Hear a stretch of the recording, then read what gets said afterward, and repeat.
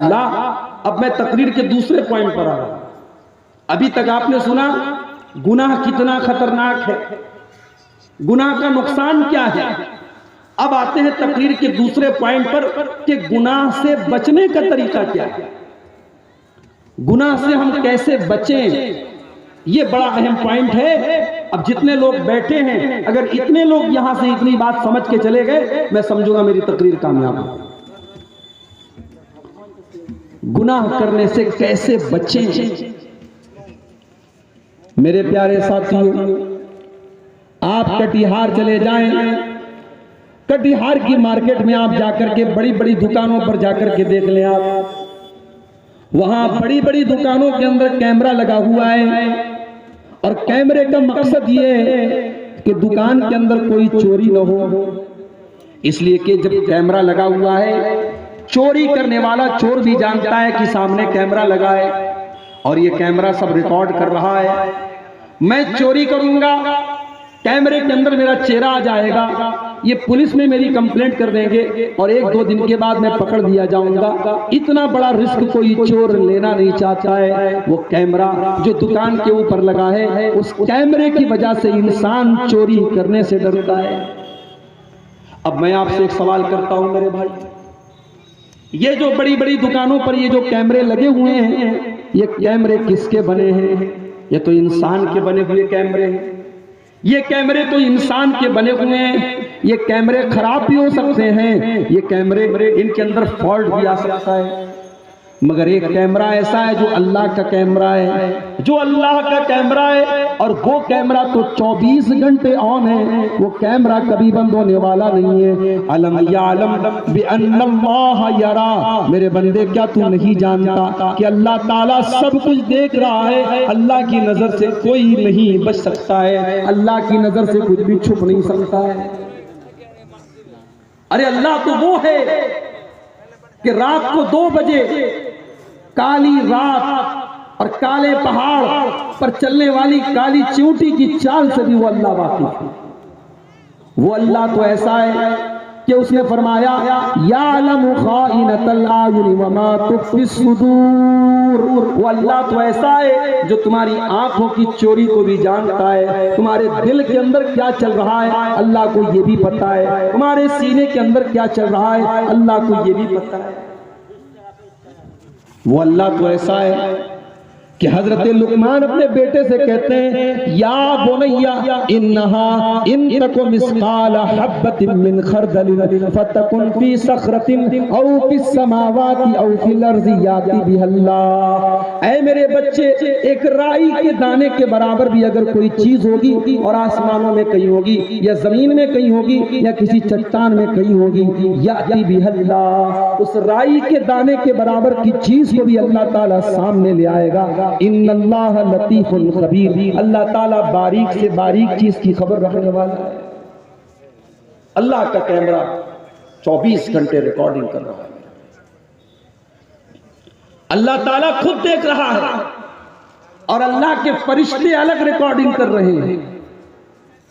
व इन्ना अलैकुम लहाफिज़ीन किरामन कातिबीन यालमून मा तफ़अलून। मेरे बंदो, हमने तुम्हारे ऊपर किरामन कातिबीन को मुकर्रर कर दिया है। हमने तुम्हारे आमाल को लिखने के लिए फरिश्तों को मुकर्रर कर दिया है। वो तुम्हारी एक एक हरकत को लिख रहे हैं, एक एक हरकत को रिकॉर्ड कर रहे हैं। और हरकत तो बहुत दूर की बात है, हमारे जुबान से जो शब्द निकलते हैं, हम मुंह से जो अल्फाज निकालते हैं, फरिश्ता उसको भी रिकॉर्ड कर रहा है। मा यल्फिज़ु मिन क़ौलिन इल्ला लदैहि रक़ीबुन अतीद। मेरे बंदे, तेरी जुबान से निकलने वाला एक एक लफ्ज रिकॉर्ड किया जा रहा है, एक एक लफ्ज को लिखा जा रहा है। कल क़यामत का दिन होगा, अल्लाह की बारगाह होगी और हमारी जिंदगी भर की वो जो रिकॉर्डिंग है, हमारी जिंदगी भर का जो कच्चा चिट्ठा है, वो हमारे सामने रख दिया जाएगा। मेरे भाइयों, उस दिन हमारा क्या हाल। इसीलिए अल्लाह ताला सूरह कहफ के अंदर फरमाता है वबुदिअल किताबु फतरल मुजरिमीना मुशफिकीना मिम्मा फीही। कल क़यामत के दिन जब तुम्हारा नाम आमाल रखा जाएगा, जब तुम्हारी जिंदगी की किताब रखी जाएगी, तो जो अल्लाह के नाफरमान होंगे, जो मुजरिम लोग होंगे, वो डरे हुए होंगे, वो सहमे हुए होंगे और वो कहेंगे या वैलतना मा लिहाज़ल किताबि ला युगादिरु सगीरतन वला कबीरतन इल्ला अहसाहा। वो कहेंगे हाय हमारी बर्बादी, ये कैसी किताब है, ये कैसा नाम आमाल है जिसने हर छोटी बड़ी चीज को रिकॉर्ड कर लिया है, जिसके अंदर हर छोटी बड़ी चीज रिकॉर्ड कर ली गई है। तो ये डर अपने अंदर पैदा करो कि अल्लाह के यहां जो कैमरा रिकॉर्ड कर रहा है, उस कैमरे की रिकॉर्डिंग खोली जाएगी, उस दिन हमें मेरे भाइयों हिसाब देना पड़ेगा। ये डर अगर पैदा हो गया तो इंशाअल्लाह हम गुनाहों से बचेंगे। गुनाहों से बचने का दूसरा तरीका, गुनाह करते हम कान से, गुनाह करते हम आंखों से, गुनाह करते हम हाथ से, गुनाह करते हम पैर से। हमारी आंखें, हमारे कान, हमारे हाथ, हमारे पैर, ये सब के सब कल क़यामत के दिन गवाही देंगे। हाथ गवाही देगा, इस हाथ से आपने किस किस के ऊपर थप्पड़ मारा, किस किस के ऊपर आपने जुल्म किया। ये उंगलियां गवाही देंगी, इनसे आपने किस किस को टच किया।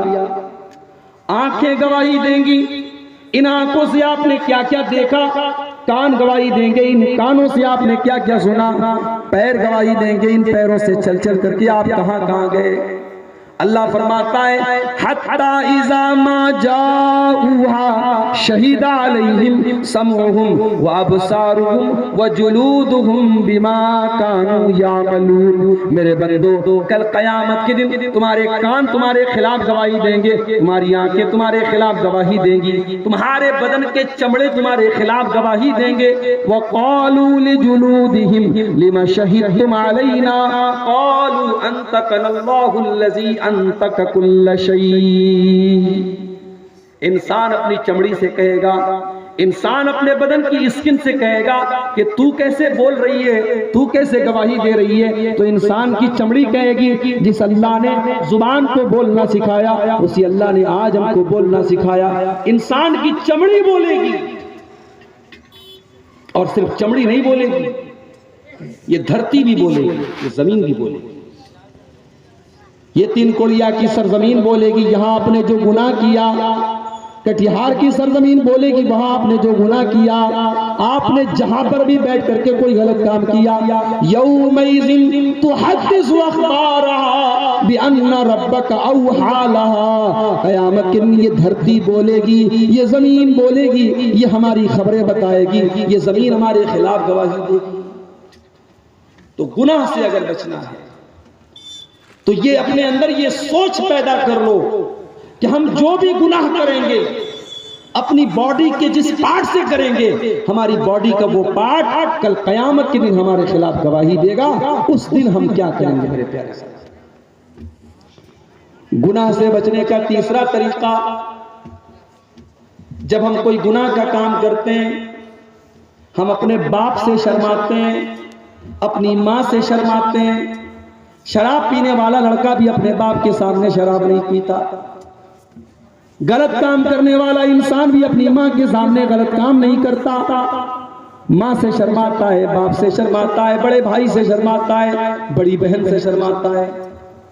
ओ लोगों, बाप से शर्माते हो बहुत अच्छी बात है, माँ से शर्माते हो बहुत अच्छी बात है, लेकिन अगर गुनाह से बचना चाहते हो तो अल्लाह से शर्माना शुरू कर दो, अल्लाह से शर्माया करो। सवाल ये पैदा होता है अल्लाह से शर्माने का क्या मतलब है। आइए आपको वो हदीस पढ़ के सुना देता हूँ। अल्लाह के प्यारे नबी फरमाते हैं इस्तहयू मिनल्लाहि हक़्क़ल हया। ओ लोगों, अल्लाह से शर्माओ जैसा अल्लाह से शर्माने का हक है, जैसा अल्लाह से शर्माना चाहिए। सहाबा ने कहा अय अल्लाह के नबी, हम तो अल्लाह से शर्माते हैं, अल्हम्दुलिल्लाह। नबी ने फरमाया नहीं नहीं, तुम अल्लाह से नहीं शर्माते हो। अल्लाह से शर्माने का मतलब ये है अन्तहफ़ज़र रअस व मा वआ, तुम अपने सर की हिफाजत करो और सर के अंदर जितनी चीजें हैं तुम उनकी हिफाजत करो। सर की हिफाजत करो और सर के अंदर जितनी चीजें हैं, सर के अंदर दोनों कान भी हैं, कान की हिफाजत करो। सर के अंदर दोनों आंखें हैं, आंख की भी हिफाजत करो। सर के अंदर जुबान भी है, जुबान की भी हिफाजत करो। और सर के अंदर दिमाग भी है, दिमाग की भी हिफाजत करो। सर की हिफाजत करो और सर के अंदर जितनी चीजें हैं उन सब की हिफाजत। दूसरी चीज वअन्ता फज़ल बतन वमा हवा, अपने पेट की हिफाजत करो और पेट से जुड़ी हुई चीजों की हिफाजत करो। पेट की हिफाजत करो। पेट में हराम कमाई मत डालो, पेट में सूद और ब्याज की रकम मत डालो, पेट में चोरी और बेईमानी का पैसा मत डालो, पेट में जुए और सट्टे की रकम मत डालो। अपने पेट को हराम कमाई से बचाओ। और पेट से जुड़ी हुई चीजों में इंसान की शर्मगाह भी है, चाहे मर्द हो चाहे औरत हो, अपनी शर्मगाह की हिफाजत करे, अपनी आबरू की हिफाजत करे। अल्लाह के नबी फरमाते हैं मन यज़मन ली मा बैन लिह्यैहि व मा बैन रिजलैहि यज़मन लहुल जन्नह, अपनी जुबान की गारंटी दे दो, अपनी शर्मगाह की गारंटी दे दो, मैं तुम्हें जन्नत की गारंटी देता हूँ। अपने आप को ज़िना से बचाओ, अपने आप को बदकारी से बचाओ, मैं तुम्हें जन्नत की गारंटी देता हूँ। अल्लाह के प्यारे नबी फरमाते हैं और 4 काम कर ले जन्नत में चली जाएगी, और 4 काम कर ले जन्नत के जिस गेट से चाहे, जन्नत के जिस दरवाजे से चाहे वो जन्नत में चली जाएगी। इज़ा सल्लतिल मरअतु खम्सा, औरत 5 टाइम की नमाज पढ़े, वह सामत शहरहा, रमजान का रोजा रखे, वह अतात ज़ौजहा, और शादी के बाद अपने शौहर की इताअत करे, वह अहसनत फरजहा, और अपनी शर्मगाह की, अपनी इज्जत व आबरू की हिफाजत करे। ये 4 काम अगर औरत कर ले, अल्लाह के नबी फरमाते हैं दखलत मिन अब्वाबिल जन्नति शार, औरत जन्नत के जिस दरवाजे से चाहे जन्नत में जा सकती है। मगर एक बात मुझे कहने दीजिए मेरे भाई, नबी ने तो कह दिया शर्मगाह की हिफाजत करो, मगर शर्मगाह की हिफाजत कैसे करें? जब मुसलमान लड़की अपने घर से बेपर्दा निकल करके चलेगी तो शर्मगाह की हिफाजत कैसे होगी?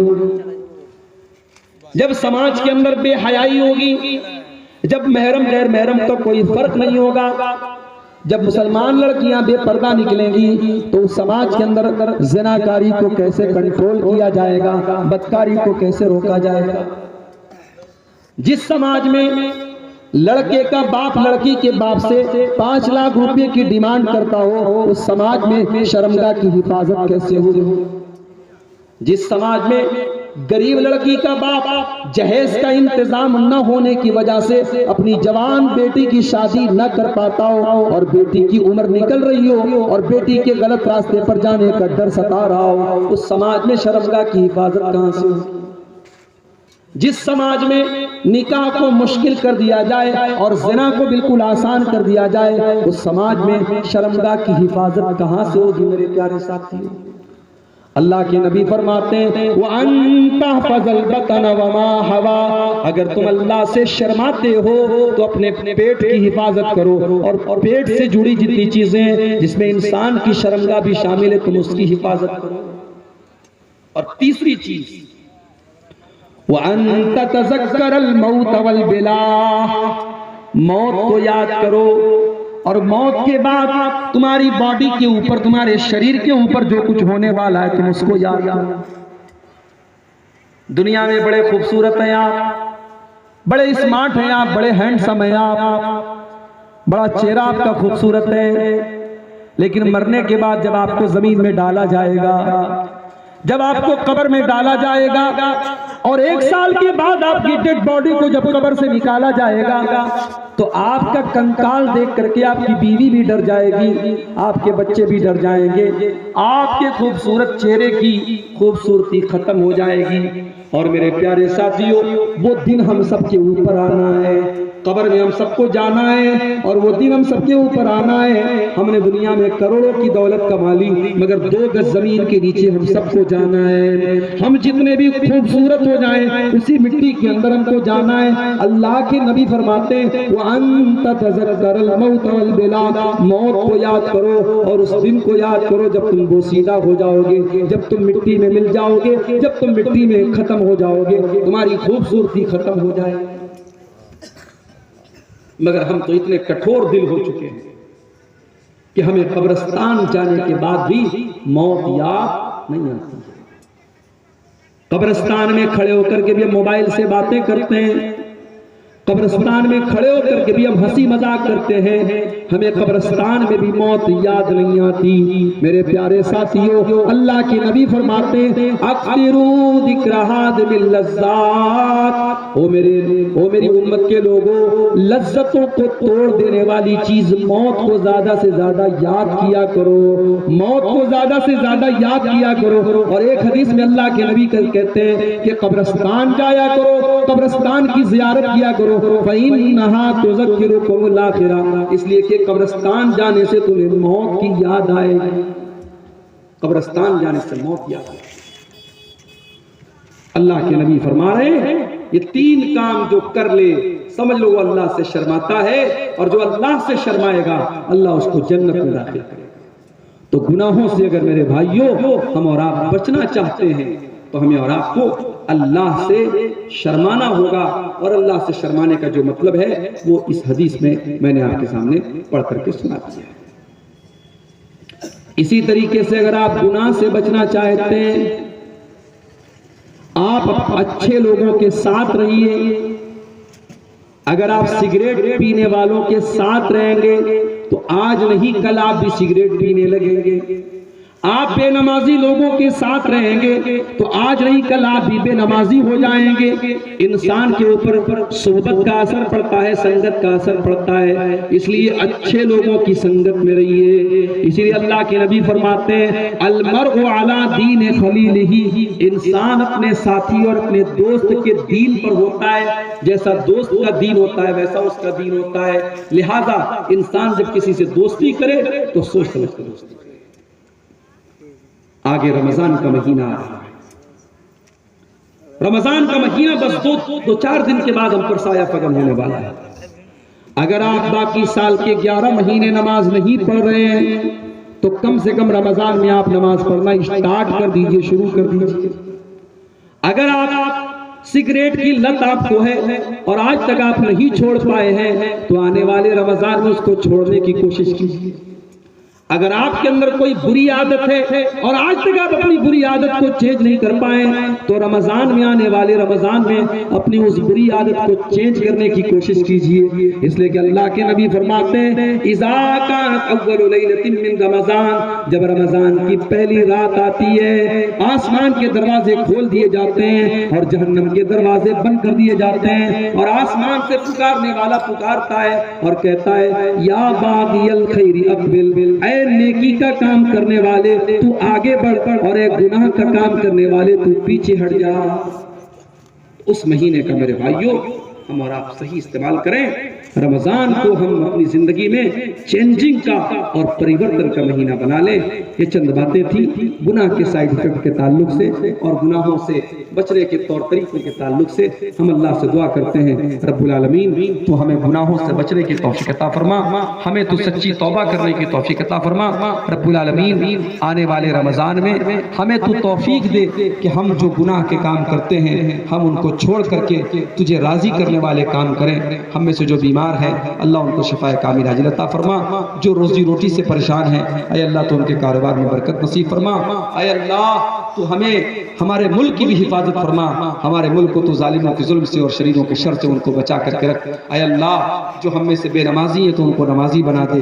ऐ अल्लाह जो रोजी रोटी से परेशान है अल्लाह उनके कारोबार में बरकत नसीब फरमा।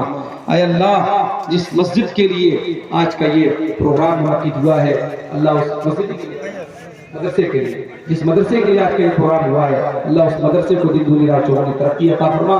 ऐ अल्लाह हमें तालीम के मैदान में भी तो आगे बढ़ने की तौफीक अता फरमा, जब तक हम दुनिया में जिंदा रहे, इस्लाम पर जिंदा रहे और हम सबका खात्मा ईमान पर हो।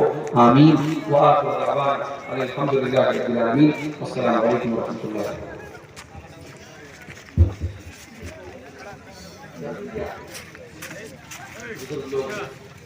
आप लोग कैसे होता है वहाँ?